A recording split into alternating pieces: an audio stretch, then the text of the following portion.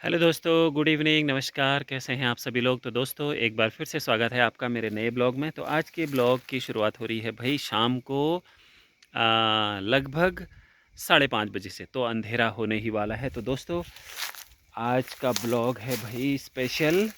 आज है हमारे यहाँ त्योहार।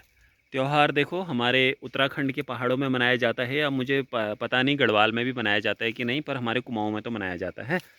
तो इस त्योहार को कहते हैं हम हई दूसर। हई दूसर बोलते हैं हमारे यहाँ इसको। ये हमारे पहाड़ों में ही होता है। अब कुमाऊँ में तो होता है, गढ़वाल में होता है कि नहीं होता है मुझे पता नहीं है। ये त्योहार है किसानों का, किसान और बैलों का। तो ये त्योहार मनाया जाता है आज। तो दोस्तों इस त्योहार को मनाए जाने का रीज़न ये है कि पुराने समय में ना, पुराने समय में जब घर घर में बैल हुआ करते थे और लोग हल बाते थे, पूरी खेती करते थे, तो किसानी यानी कि पूरी करते थे। तो आजकल के टाइम में अब ये काम सब लगभग छूट ही गया है। अब बहुत कम लोग ही हैं जिनके घरों में बैल हैं और जो अभी खेती बाड़ी अच्छे से कर रहे हैं। तो ये बैलों का और किसानों का त्यौहार है भाई। तो मैं तोड़ रहा हूँ अभी। तो अभी हमारे अभी क्या है ना, तो धीरे धीरे ये त्यौहार भी अब समाप्ति की ओर है। कुछ लोग तो अभी मनाते भी नहीं हैं इसको ना, क्योंकि लोग सोचते हैं अब ना बैल है ना हल बाने वाला है इंसान है, यानी कि मतलब कोई बाता नहीं है। तो इसलिए मनाना भी छोड़ दिया धीरे धीरे लोगों ने। पर हमें अपनी परंपरा को, अपनी संस्कृति को ज़िंदा रखना चाहिए। तो इसलिए हमारे यहाँ तो अभी मनाया जाता है भाई। मैं तोड़ रहा हूँ अभी पत्ते। हमारी ईजा ने बोला मैं पूरी बना रही हूँ अभी। तो पूरी वगैरह बन रही हैं, त्यौहार मनाया जाता है। तो पहले इसमें क्या किया जाता था ना, इसमें हल की पूजा की जाती थी, हल की, और जो बैलों के कंधे में जुआ रखा जाता है उसकी।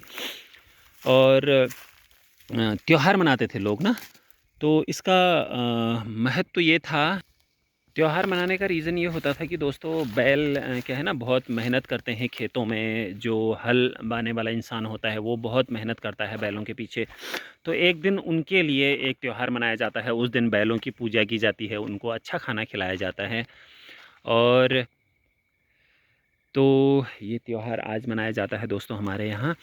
तो ये त्यौहार यानी कि बहुत पुरानी परंपरा है इसको मनाए जाने की, पुराने समय से ही। क्योंकि जो हल बाने वाला इंसान है और जो बैल हैं, उनकी बदौलत ही खेती की जाती है पहले से ही ना। क्योंकि साल भर इतनी मेहनत करते हैं, बैल हो गया, उनके साथ जो हल चलाने वाला इंसान है वो।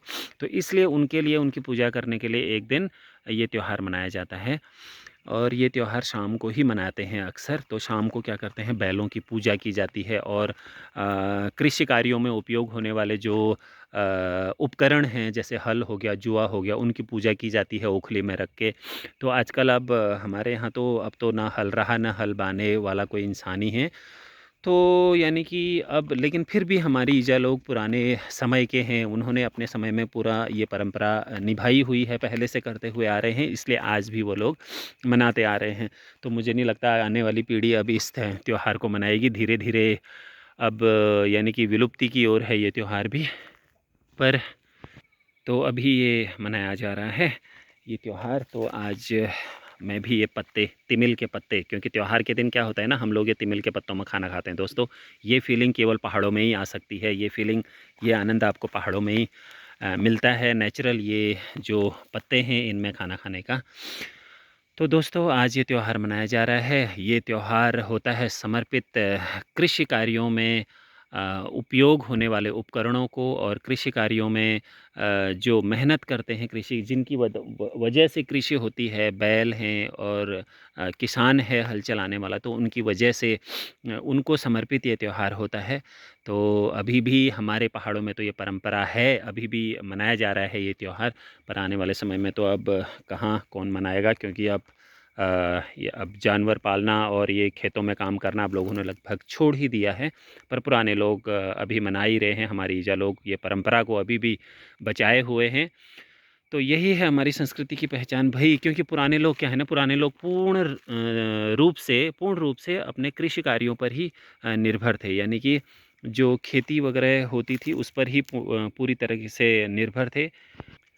सारा अपना अन्न वगैरह खाने के लिए कृषि कार्यों से, कृषि कार्य करके खेतों से ही उगाया जाता था। तो इसलिए बैलों की पूजा की जाती थी। बैलों का और हल चलाने वाले व्यक्ति का उसमें अहम रोल होता था। इसलिए पुराने समय में हमारे पहाड़ों में अभी भी कई जगह हमारे पहाड़ों में यानी कि लोगों की आजीविका का ज़रिया ही वही है। लोग लोग कृषि कार्यों से अपना जीवन यापन करते हैं।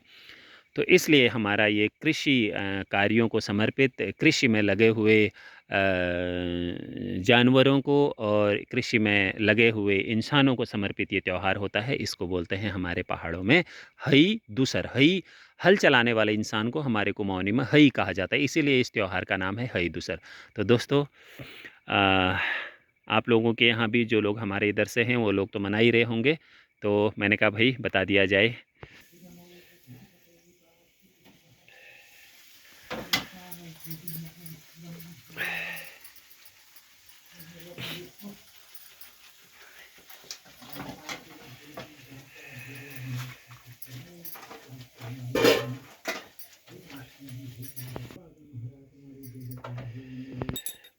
अम्बे अम्बे जय अम्बे अम्बे अम्बे जय अम्बे अम्बे।